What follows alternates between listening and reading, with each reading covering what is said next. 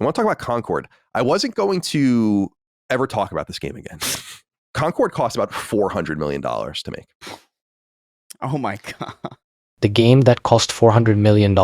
It's a number that could have been spent, say, feeding several small countries or funding a Mars expedition. Drop thermonuclear weapons over the poles. Instead, we're graced with, well, this. The PlayStation Star Wars, I shit you not. Imagine spending a whopping $400 million on a game, thinking it was going to be the next Star Wars of PlayStation, only for it to crash and burn. Someone's getting fired.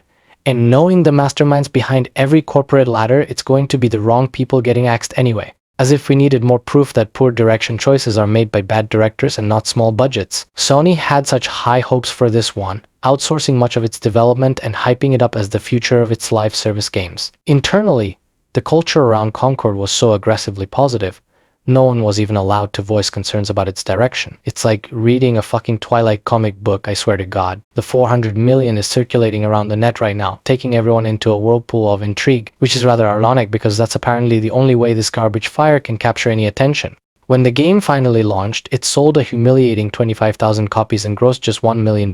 So if the goal was to duplicate the Disney Star Wars, well done. The game itself was actually not completely shit. I mean, it's 400 million. They had to use some of the money to copy a good video game. Concord reportedly took it to an extreme that some players found off-putting. Many felt the game's character designs and emphasis on pronouns and non-binary characters were forced, rather than organically integrated into the story or gameplay. Right? Did you know this game was supposed to have a campaign? Can you imagine how that boiling kettle of dog food would go?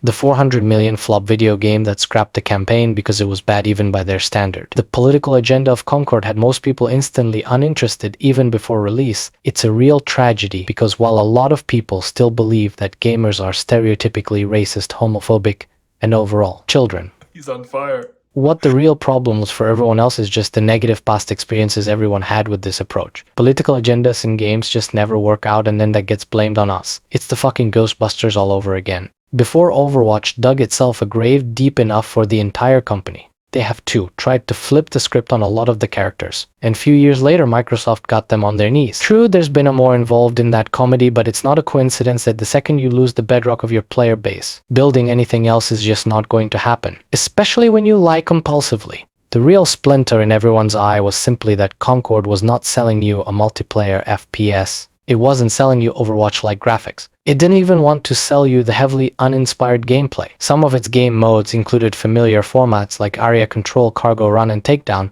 but nothing that truly stood out as groundbreaking. Players generally found it competent, but unimaginative. What Concord was actually trying to put on the market was inclusivity and genderism. Yeah, that's a word of the day for you. You can probably imagine the way this story ends. The lead dev Ryan Ellis has been removed from the project pretty much instantly after release. Although the team under him called him a good human, so that is the conclusive evidence that even a good human can make bad decisions. Sony needed to take out their notepads for that.